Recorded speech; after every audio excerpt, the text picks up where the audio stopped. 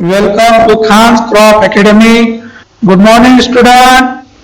Hi, we are going to learn Standard 11 Agriculture, Science and Technology and Crop Science paper first.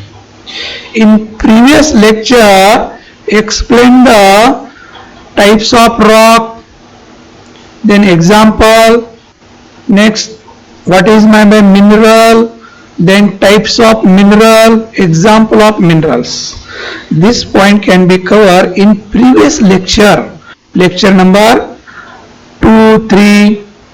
Then next lecture, that is a lecture number 4, explain the soil.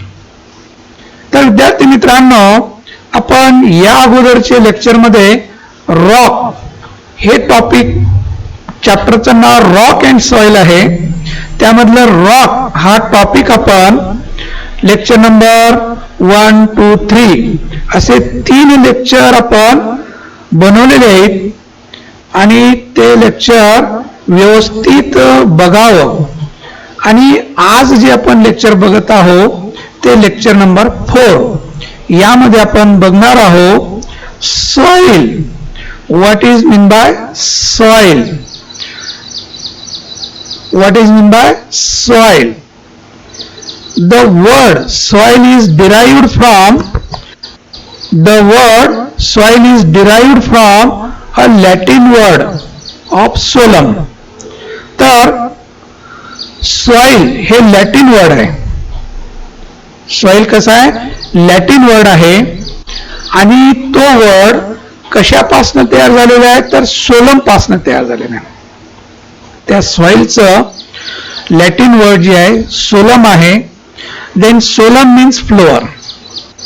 आता soil म्हणजेच काय की हे Latin word आलेला आहे आणि तो word जे तयार झालेला आहे ते सोलम पासून तयार झालेला आहे आणि सोलमचा अर्थ होतो फ्लोअर.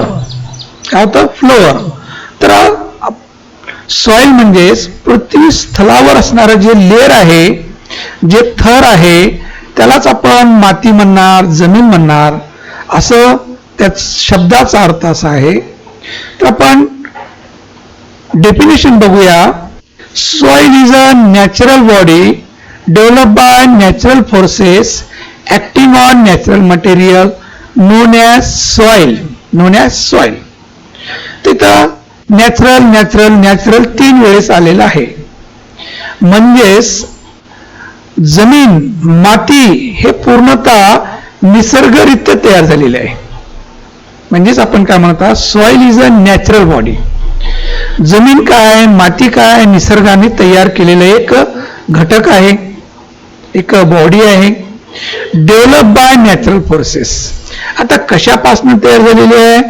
निसर्गाचं जे आहे फोर्स, निसर्गाचं जे हवा आहे, पाणी आहे, तापमान आहे ना, वाहतं पाणी आहे, प्लांट आहेत, ॲनिमल्स आहेत, इन्सेक्ट आहेत, हे सगळं नॅचरल फोर्सेस, निसर्गचं जे काही फोर्स आहे ऍक्टिंग ऑन नॅचरल मटेरियल. कशावर हे फोर्स कार्य करतं? नॅचरल मटेरियलवर. आता नॅचरल मटेरियल कोण आहे? Rock. Rock is a solid mineral substance असं म्हटलं की नाही आपण. खडक हे निसर्ग निर्मितीच आहे.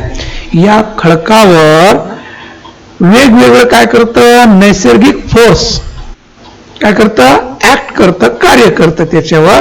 आणि त्यापासनं काय तयार होतं? माती. म्हणजेच काय? निसर्गरित्या तयार झालेलं मटेरियल. म्हणजेच त्याला आपण काय म्हणणार? माती म्हणणार, जमीन म्हणणार. तर अगदी सोपी डेफिनेशन आहे, शास्त्रीय दृष्टीने आहे. Soil is a natural body develop by natural forces acting on natural material. तर डेफिनेशन पाठ करत असताना समजून घ्यायला पाहिजे त्या पद्धतीनं काय झालेलं आहे. ऍक्टिंग ऑन नॅचरल मटेरियल आहे ना. काय? Soil is a natural body develop by natural forces acting on natural material known as soil. समजली डेफिनेशन? तर पाट असायला पाहिजे. दुसरं, soil is a loose material on the surface of the अर्थ.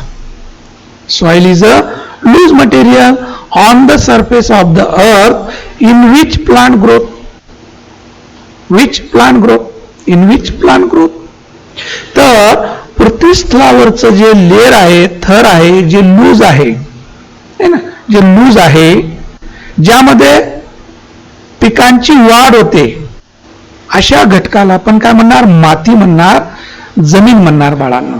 तर ही सोपी डेफिनेशन आहे. दुसरं आणखी, soil is a media for plant growth. Soil is a media for plant growth. आता जमीन काय? पिकांच्या वाढीसाठी महत्वाचं घटक आहे, मीडिया आहे. ते काय? ते मीडिया आहे. त्याविना पिकाची वाढ होणार आहे का? नाही. ते एक मीडिया आहे. तर मीडिया म्हणून जमीन काय करतं? कार्य करतं बाळांनो. नंतर वेगवेगळ्या शास्त्रज्ञांनी त्यांच्या दृष्टीनं वेगवेगळ्या व्याख्या तयार केलेल्या आहेत, ते आपण बघणार आहोत. तर माती ही आहे माती. या अगोदर आपण खडकाचा अभ्यास केला.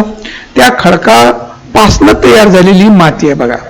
खडकाचं कसं गुणधर्म होतं, डोळ्यासमोर तो स्ट्रक्चर येत असेल, आपण बघितलेलं वेगवेगळे खडक आहे ना, आणि त्यापासनं या पद्धतीची जमीन तयार झाली बघा. आता असं तयार होण्यासाठी किती काळ लागला असेल? हजारो वर्ष लागत आहे, लागत आलेले, लागणार आहेत, लागणार आहे की नाही.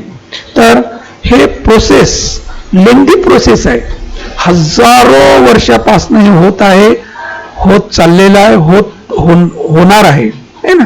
तर हे काही प्रोसेस क्विक नाही, 1-2 वर्षाचं नाही, 10 वर्षाची प्रोसेस नाही आहे, किंवा कोणती फॅक्टरी निघाली नाही, खडकापासून माती तयार करून देतो म्हणून नाही. हे सगळं नॅचरली आहे, नैसर्गिकरित्या तयार झालेलं घटक आहे सॉइल. म्हणजेच ते नॅचरल घटकापासूनच, नॅचरल फोर्सपासूनच आणि नॅचरल घटक तयार झालं बाळांनो. तर ही आहे माती. आता सगळ्यांना माती बघितलेलीच आहे ना. वेगवेगळ्या प्रकारची माती असते. मग ते वेगवेगळ्या प्रकारची तयार कशी झाली हेच आपल्याला अभ्यास करायचा आहे. तर म्हणून आपण खडकाचा अभ्यास केला. जसं खडक असेल त्याचे गुणधर्म या मातीमध्ये येणारच आहे, ज्याला आपण पॅरेंट मटेरियल असं म्हणणार. Rock is a parent material of soil. सॉइलचं पॅरेंट मटेरियल कोण आहे? रॉक आहे. जसं रॉक असेल, काळ्या दगडापासून काळीच माती तयार होणार, लाल दगडापासून लाल माती तयार होणार, असं तयार होणार आहे की नाही. म्हणजेच प्रामुख्याने पॅरेंट मटेरियल जसं असेल तसं मातीमध्ये गुणधर्म येणार. म्हणून आपल्याला खडकाचा अभ्यास करणं भाग पडलं बाळांनो. नेक्स्ट, आता वेगळ्या शास्त्रांनी वेगळी डेफिनेशन केलेली आहे. Definition of soil according to Jenny. कोणती डेफिनेशन एक पाठ करायची अगोदर सांगितलेली, आणि या शास्त्रज्ञांनी ती शास्त्रज्ञांनीच तयार केलेली आहे, पण सोपी वाटली मला म्हणून ते अगोदर तुम्हाला एक्सप्लेन केलं. तर या टेक्स्टबुक मध्ये दिलेल्या जे व्याख्या आहेत, डेफिनेशन आहे, जेनी या शास्त्रज्ञांनी 1941 मध्ये 1941 मध्ये सॉइल ची डेफिनेशन एक्सप्लेन केलेली आहे. Soil is a naturally occurring body. Naturally occurring body that has evolving to the combined influence of climate and organism acting on parent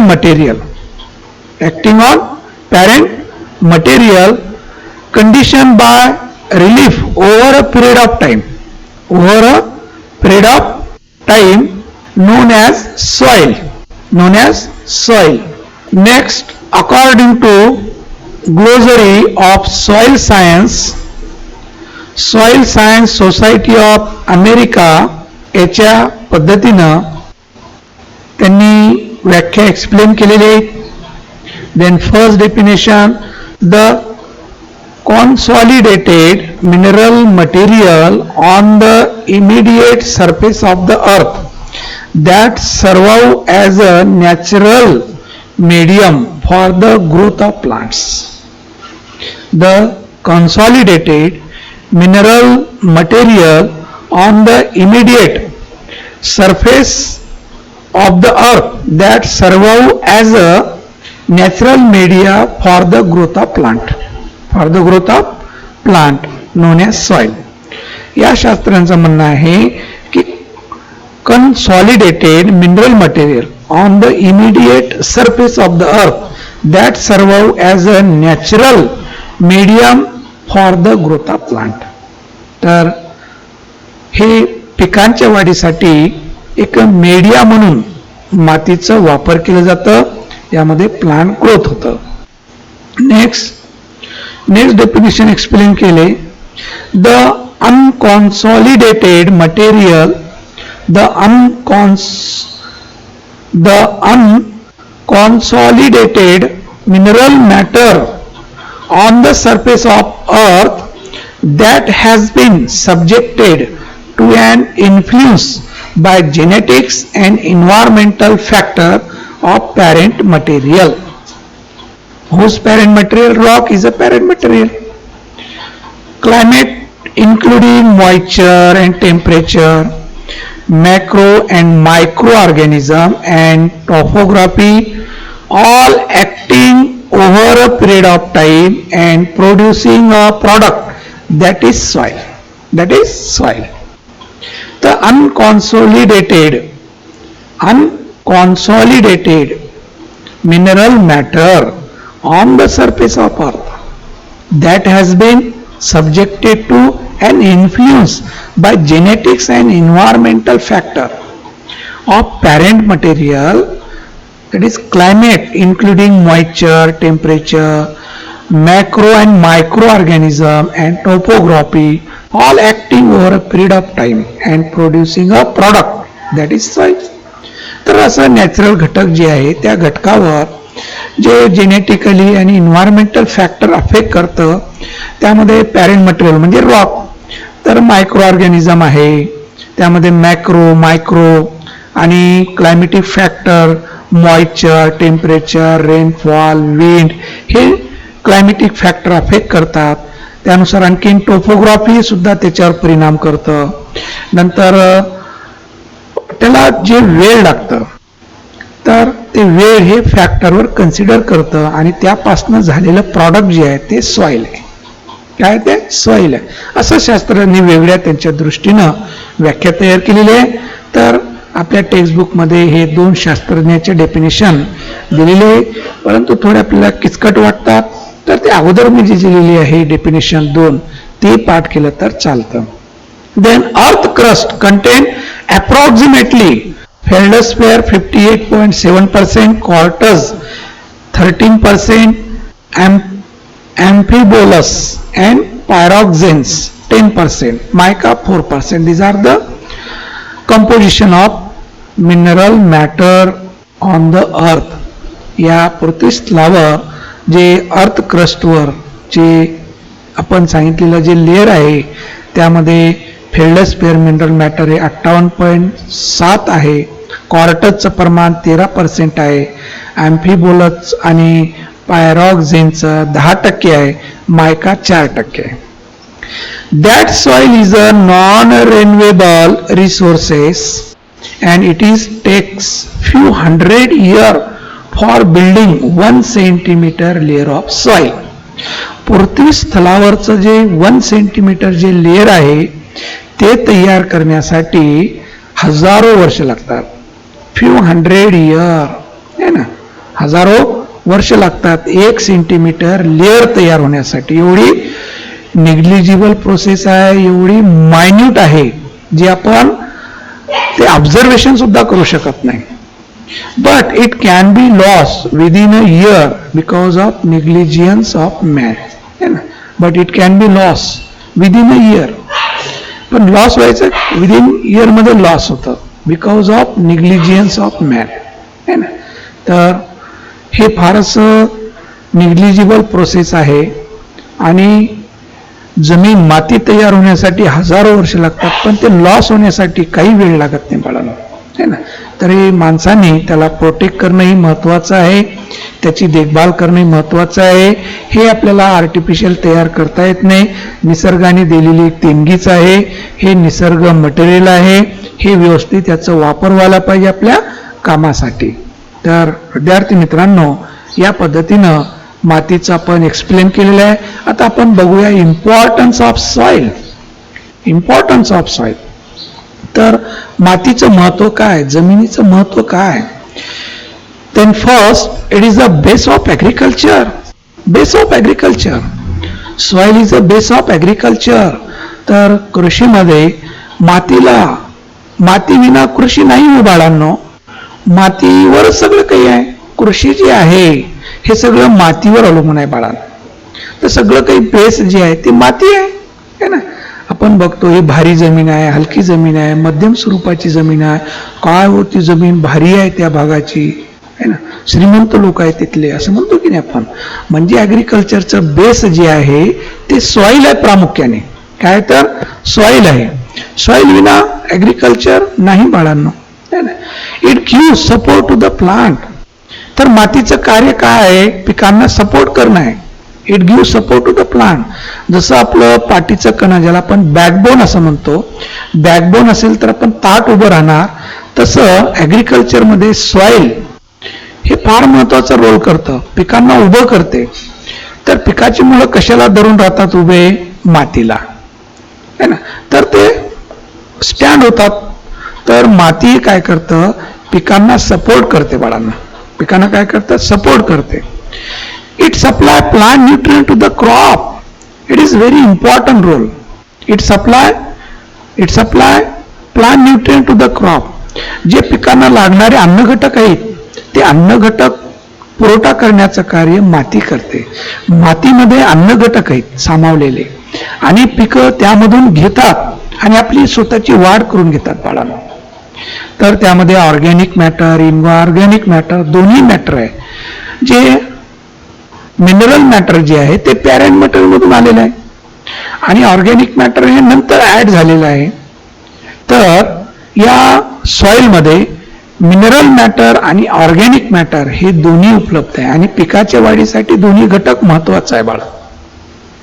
it content organic matter, जे plant residues आहे, animal excrete आहे, animal waste material आहे, हे सगळं त्या मातीमध्ये सामावलेलं असतं. आणि जेवढं जास्त organic matter, it good soil condition, good physical condition, good water holding capacity, good drainage capacity, good activity of micro organism. तर जेवढं ऑर्गॅनिक मॅटर जास्त असेल तेवढी जमीन सुपीक असं म्हणतो आपण. आणि पिकासाठी ऑर्गॅनिक मॅटर फार महत्वाचं आहे. It increase activity of beneficial soil micro organism. तर जमिनीमध्ये हार्मफुल मायक्रोनिझम आणि बेनिफिशियल मायक्रोनिझम दोन्ही मायक्रोनिझम असतात. तर harmful microorganism it produce certain diseases. तर हार्मफुल मायक्रोनिझम वेगळे रोग उत्पत्ती करतात आणि त्या रोगाचा प्रादुर्भाव पिकावर झाल्यानंतर पिकाची व्यवस्थित वाढ होणार नाही. ते हार्मफुल मायक्रोनिझम आहे. काही बेनिफिशियल मायक्रोनिझम आहे की जे पिकांसाठी फार महत्वाचं कार्य करतात. जसं नायट्रोजन फिक्सेशन, जे तुम्ही नोडूल म्हणतात, ज्याला आपण जे द्विदल पिकं असतं त्याच्या मुळावर जे गाठी असतात ज्याला आपण नोडूल म्हणतो, तर काय बेनिफिशियल मायक्रोनिझम आहे. त्याचं कार्य काय? हवेमधलं नत्र स्थिरीकरण करून ठेवणे, fixation of atmospheric nitrogen in the soil. तर ते नत्र स्थिरीकरण करतं आणि पिकासाठी नत्र उपलब्ध करून देतं मुळावर. आणि तो तयार झालेलं जे आहे गॅसेस, नायट्रोजन जे आहे ते लिक्विड फॉर्म मध्ये तयार होतं, NO3 मध्ये रूपांतर होतं आणि ते पिकांना इझी घेता येतं. हवेमधलं नत्र घेता येत नाही, तर ते त्या फॉर्म मध्ये तयार करून देतं जेणेकरून ते पिकाला उपयुक्त असतं. मग पिकाच्या वाढीसाठी ते फायदेशीर असतं. ते बेनिफिशियल मायक्रोनिझम, असे भरपूर मायक्रोनिझम बेनिफिशियल असतात. ते एक उदाहरण तुम्हाला सांगितलं. काही बेनिफिशियल मायक्रोनिझम हार्मफुल मायक्रोनिझमवर जगतात. जे फंगस ऑर्गॅनिझम आहे, हार्मफुल फंगस, त्याच्यावर हे बेनिफिशियल मायक्रोनिझमची वाढ होते, त्याचं नायनाट करतात, म्हणजेच हे बेनिफिशियल मायक्रोनिझम. तर हे जमिनीमध्ये राहतात. मग जमिनीचे महत्वाचा रोल आहे. It absorb water. It is very important, play very important role for soil, for absorption of water. तर मातीचं कार्य काय आहे की पाणी धरून ठेवणे. जे काही पावसाचं पाणी आहे जे आपण ओलीत करतो, तर ते पाणी काय करतं? माती धरून ठेवते काही दिवसापर्यंत आणि ते पिकासाठी फार उपयुक्त असतं. नाही तर आपल्याला डेली सकाळ संध्याकाळ पाणी द्यायचं काम पडलं असतं. जसं आपण दिवसातून 4-5 वेळेस पाणी पितो, तसं आपल्याला पाणी द्यायचं काम पडलं असतं. जर माती नसती तर, आहे की नाही. तर ते मातीचं गुणधर्म आहे, कार्य आहे ॲब्सॉर्ब द वॉटर, आणि ते ॲब्सॉर्ब केल्यामुळंच पिकं त्यामधून पाणी सतत घेत राहतात. त्यांचं असं राहत नाही की 7 तासांनी पाणी घेतलं आता नाही, तसं नाही. कंटिन्युअस त्याला ओलावा असायला पाहिजे पिकांना, ज्याला आपण वापसा कंडिशन म्हणतो. तर वापसा ही कंडिशन फारच महत्त्वाची असते. तर ही वापसा जी आहे हे पिकाच्या वाढीसाठी कंडिशन फारच योग्य असते, म्हणून आपण वापसा आलेली असं म्हणतो. तर वापसा असणं फार महत्त्वाचं आहे. तर जमिनीचं महत्त्वाचा रोल आहे absorb the water, absorb the water. तर these are the importance of soil. तर हे सॉइलचे महत्त्वाचे रोल तुम्हाला सांगितलेले आहेत. नेक्स्ट आपण बघूया सॉइल फॉर्मेशन. Soil formation. आता माती कशी निर्मिती झाली आहे, मातीची निर्मिती कशी झालेली आहे, तर हे आपण आता बघणार आहोत. म्हणजेच माती कशी तयार झालेली आहे. The conversion of parent material into soil is non as formation of soil. काय म्हटलं आपण? The conversion of parent material. Parent material means rock. Parent material means rock. तर मातीचं पॅरेंट मटेरियल कोण आहे? रॉक आहे. कोण आहे? तर रॉक आहे. The conversion of parent material into soil is non as formation of soil. समजलं? जे पॅरेंट मटेरियल पासनं म्हणजे खडकापासनं जे नेक्स्ट घटक तयार होतं माती, त्यालाच आपण सॉइल फॉर्मेशन म्हणतो. तर त्याची प्रोसेस आहे, सॉइल फॉर्मेशन प्रोसेस आहे, ते पुढं बघणारच आपण. त्याचे फॅक्टर आहे, ते फॅक्टर कोणते ते बघणार आपण. तर अगोदर आपण सॉइल फॉर्मेशन म्हणजेच काय, the conversion of parent material into soil non as formation of soil. The transformation of Roxx, the transformation of Roxx into soil is called as soil formation. तर नेक्स्ट डेफिनेशन आपण सांगितले की the transformation of Roxx into soil is non as or is called as soil formation. यालाच आपण soil formation म्हणतो. It is a constructive process. It is a constructive process. He process कशी आहे? Constructive आहे. कशी आहे? कन्स्ट्रक्टिव्ह आहे. तर सॉइल फॉर्मेशन ही प्रोसेस जी आहे ते कन्स्ट्रक्टिव्ह प्रोसेस आहे. आता सॉइल फॉर्मेशनचं पहिले स्टेप जे आहे, जी जमीन निर्मिती होते, खडकापासून सॉइल तयार होते, तर पहिली जे स्टेप्स आहे त्याचं पहिलं जे स्टेप आहे ते आहे वेदरिंग. आता वेदरिंग म्हणजे काय? सॉइल फॉर्मेशन होण्याची पहिली स्टेप जी आहे ती आहे weathering process. What is mean by weathering? तर आपण त्याला झीज असं म्हणतो. वेदरिंग म्हणजेच काय? झीज होणे. कशाची झीज होणार आहे? खडकाची झीज होणार आहे, तरच माती तयार होणार आहे. तर weathering it is a process of disintegration and decomposition of rocks. काय म्हणतो आपण? It is a process of disintegration. Disintegration means broken down, break down. Disintegration वेगवेगळं होणे, फुटणे. Disintegration and decomposition of rocks. Decomposition of rocks. तर weathering process काय आहे? डिसइंटिग्रेशन आहे, फुटणे, आणि नंतर त्याचं काय होतं? डिकम्पोजिशन होतं त्या खडकाचं आणि माती तयार होते. लक्षात? दोन वर्ड महत्वाचे, disintegration, decomposition. Weathering is a process of disintegration and decomposition of rocks. खडकाची काय होणे? झीज होणे म्हणजे फुटणे, आणि फुटल्यानंतर ते डिकम्पोजिशन होणं. ही जी प्रोसेस आहे याला आपण वेदरिंग प्रोसेस म्हणणार. काय म्हणणार? Weathering process. Weathering of rock is a necessary for soil formation.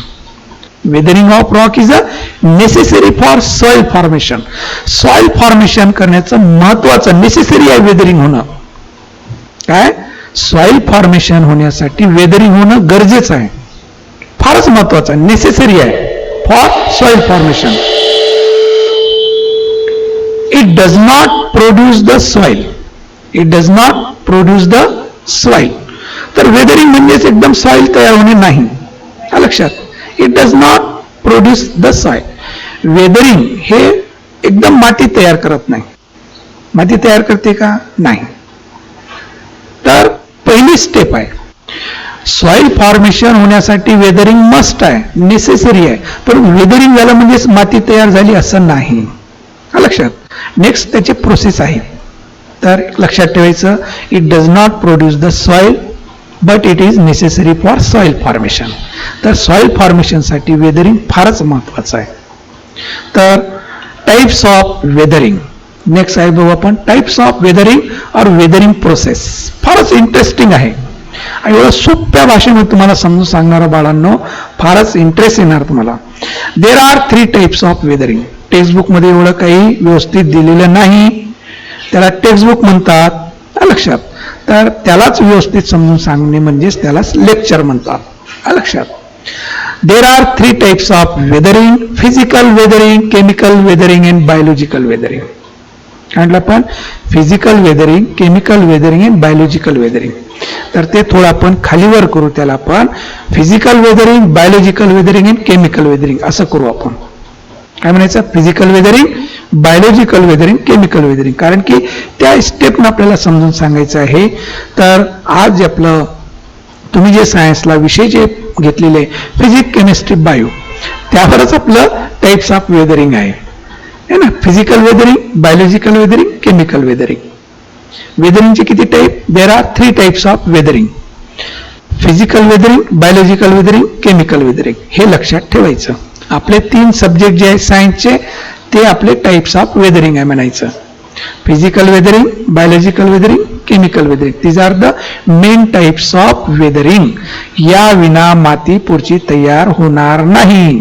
He weathering झाल्याशिवाय माती तयार होणार नाही. तर विद्यार्थी मित्रांनो, तर वेदरिंग जेव्हा आपण सुरू करणार त्याचं पूर्ण एंडच करावं लागेल. तर नेक्स्ट लेक्चरमध्ये आपण टाइप्स ऑफ वेदरिंग हे जर सुरू केलं आपण तर त्याचा एंडच करूया. एकमेकावर अवलंबून आहे. तर ते आपण इथं थांबूया. तर विद्यार्थी मित्रांनो, सुरुवातीपासून व्यवस्थित व्हिडिओ बघा, एकमेकाला जास्तीत जास्त शेअर करा, सबस्क्राईब करा. सबस्क्राईब केलं असेल धन्यवाद, नाही केलं असेल तर सबस्क्राईब करा. कारण ते सबस्क्राईब करणं म्हणजेच ते एक आनंदाची, कौतुकतेची एक थाप दिली जाते. तर आम्हाला आनंद होतो. तर त्यासाठी सबस्क्राईब करा, विसरू नका. थँक्स. जय जवान, जय किसान.